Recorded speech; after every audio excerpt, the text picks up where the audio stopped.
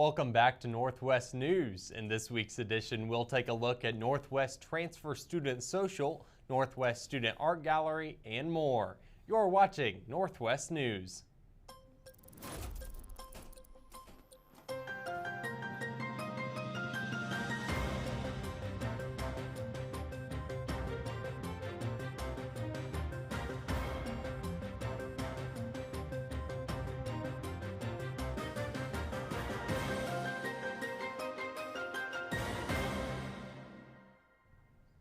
Thanks for tuning in to Northwest News, the show where we provide the latest coverage on the Northwest Missouri State University campus and in the Maryville community. I'm Wiley Ray.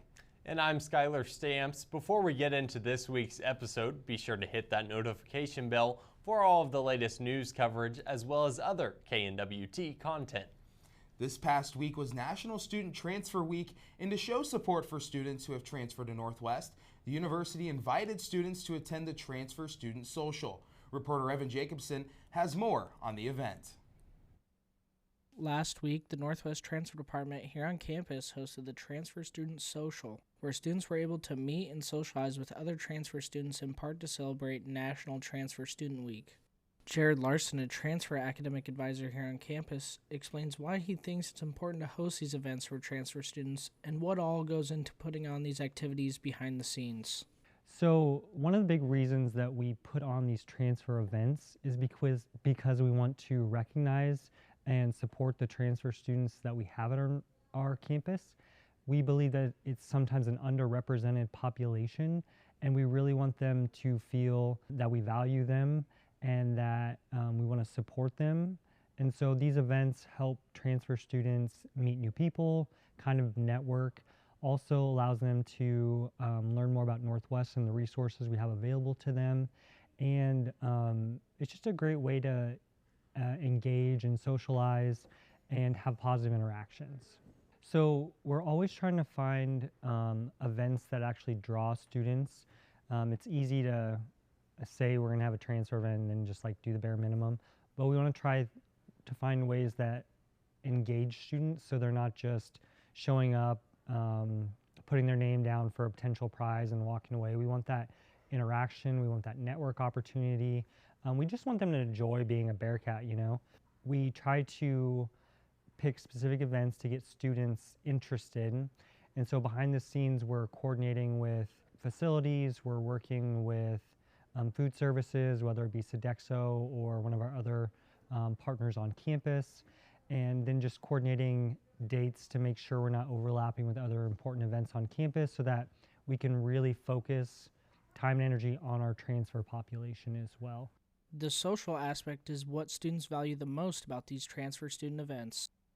I think being able to meet other transfer students who have had the same experience as you and have gone through that change of transitioning from a community college to a four-year university, it's just really nice to have those connections because you know where the other student's coming from and what position they're in as well. Honestly, the transfer department's great. Everyone that works in it is super nice and super welcoming. And then also, I have a lot of friends that are transfer students, so we kind of come as a group and getting to meet new kids is nice. So that's kind of what keeps us coming back. For the stories that matter to you, I'm Evan Jacobson, Northwest News. Looks like a great turnout. If you're interested in coming to Northwest or know someone who is, be sure to apply on the university website at nwmissouri.edu. Also happening on campus last week was the Student Art Gallery, and I had the opportunity to check it out. I'm here inside of the gallery, here inside of the Olive Duluth Fine Arts Building here on the Northwest campus. Each semester, the Department of Fine and Performing Arts puts on a senior showcase for art students to showcase their artwork to other students, faculty, staff, and even community members. Art students here at Northwest put in countless hours into all of their projects.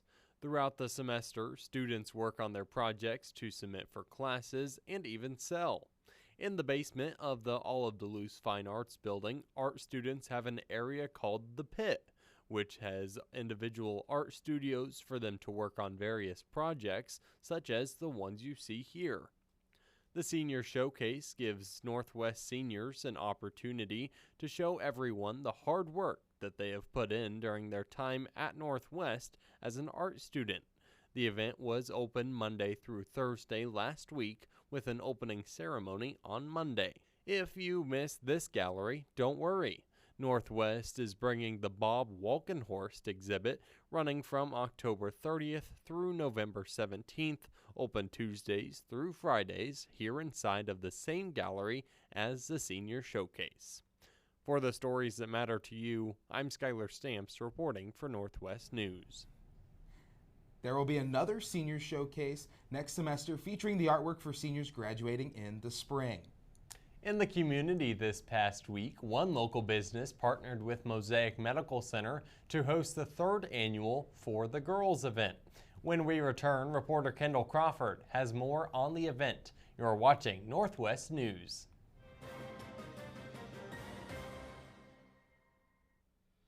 Here at Tower Yearbook, we are a dedicated staff of photographers, designers, copywriters, and practicum students. Our staff is a student-led, student-run media outlet, producing a book with over 300 pages. Be sure to pop out at any of our portrait or distribution events. So stay tuned to our social media to see what's up.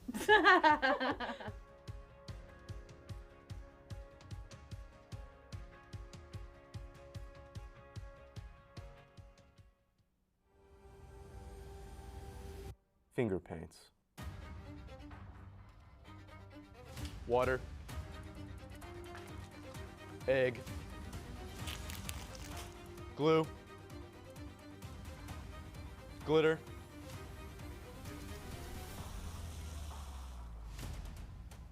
By golly, it's perfect.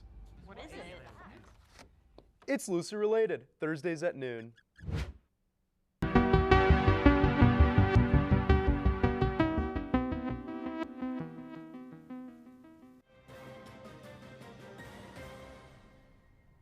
Thank you for sticking with us and welcome back to Northwest News. Last week, the Down store, Willow and Elm, partnered with Mosaic Medical Center to host their third annual For the Girls event. Reporter Kendall Crawford tells us more about the event. This past Wednesday, Willow and Elm, in partnership with Mosaic Medical Center, hosted their annual For the Girls event, which invites Maryville community members to come and book mammogram appointments. I was able to speak to Willow and Elm founder Stephanie Campbell on why For the Girls was created, what it promotes, and why it's important. Hi, my name is Stephanie Campbell, and I am the founder of Willow and Elm. And Willow and Elm is a lifestyle boutique. We do apparel for women, we do accessories for women, and then a lot of gift for basically anyone on your list. For the Girls was actually like something that was a little brainchild of mine. My best friend had her sister get diagnosed with cancer, with breast cancer, and it had metastasized to her bones by the time they found it because she wasn't getting her regular screenings. And so I was thinking about that and talking to other women and finding out that so many women that were of screening age were not getting the regular screenings. So I wanted to do something for our community here to support women in getting those screenings. So I had the crazy idea of actually bringing a mobile mammography unit to our site and having women actually get their mammograms here.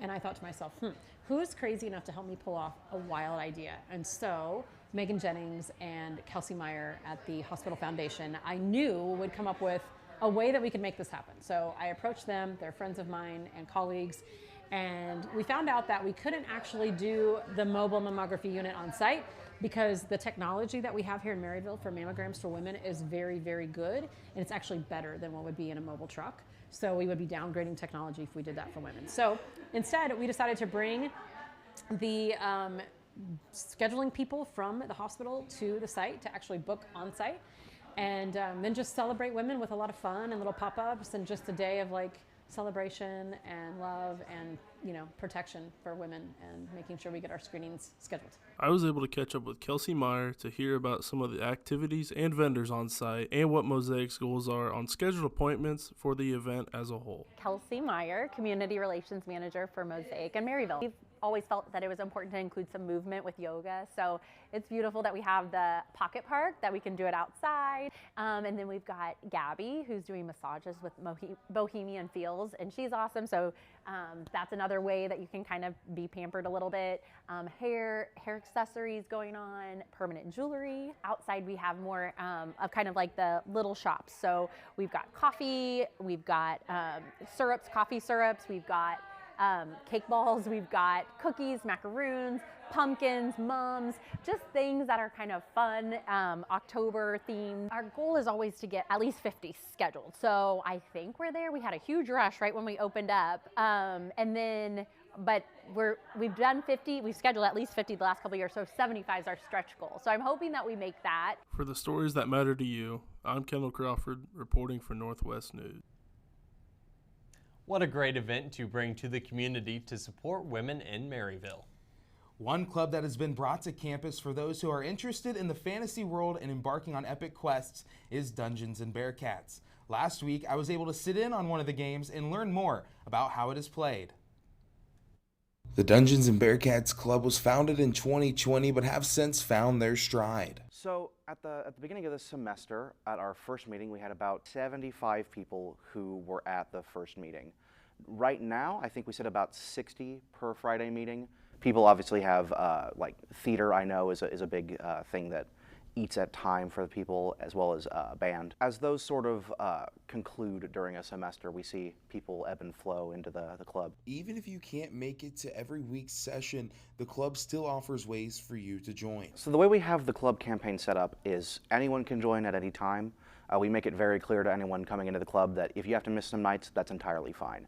It's built to plug and chug, as you will, with players and such. We had someone join my table last night who hasn't been able to be here. They were here the first night but couldn't come back because of theater, and then they were here last night, and I just had them come to the table. They made a character in about 20 minutes and joined right in. To get someone set up for a campaign here, usually what it is if they have some semblance of knowledge on how to make a character, we'll tell them what level and tell them what is available to use to make the character, and then let them go and make a character.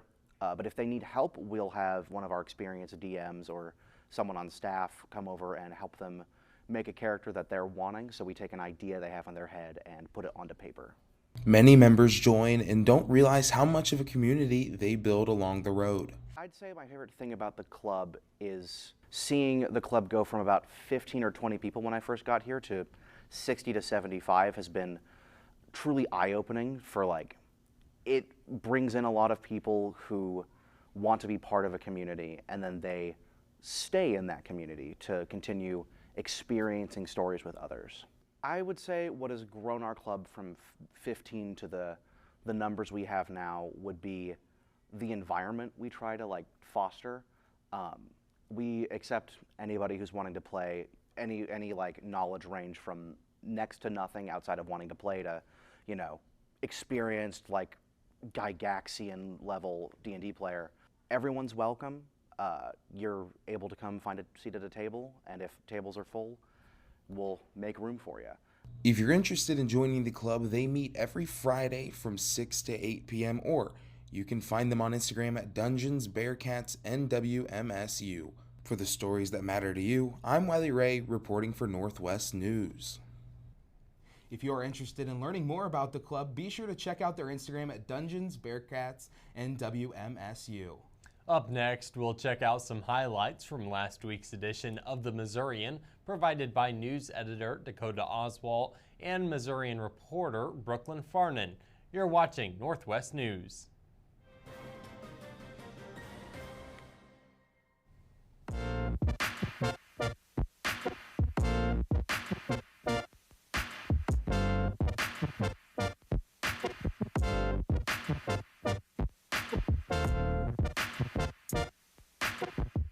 Are you sick and tired of not knowing enough about life's trickiest questions and need answers now? Well, introducing Now You Know, your place to learn everything about anything with our host, the studious Alexander Snodderly. You can count on me. And if you call now, we'll even include our co-host, Katie Bird, as she talks one-on-one with viewers like you. Thanks, Katie Bird. Catch us Wednesdays at noon on KNWT TV. Now you know!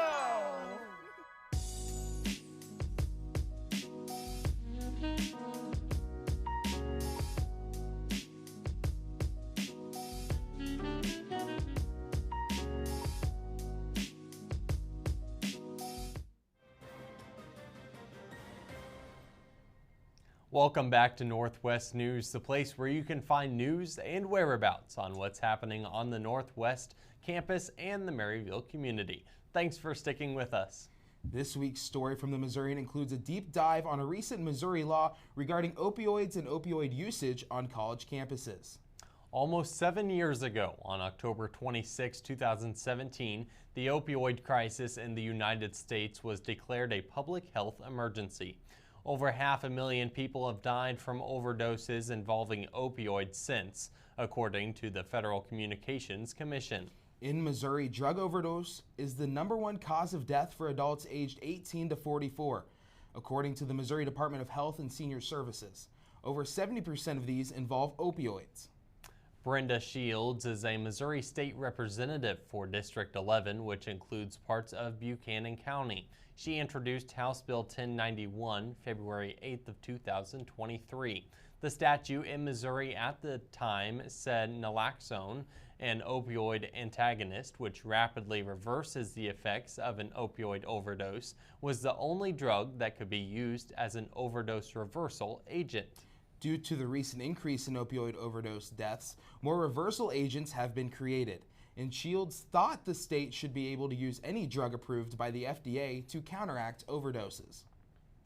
Brenda Shields said, "We have a real crisis with the fentanyl crisis right now, and with the crisis comes invention.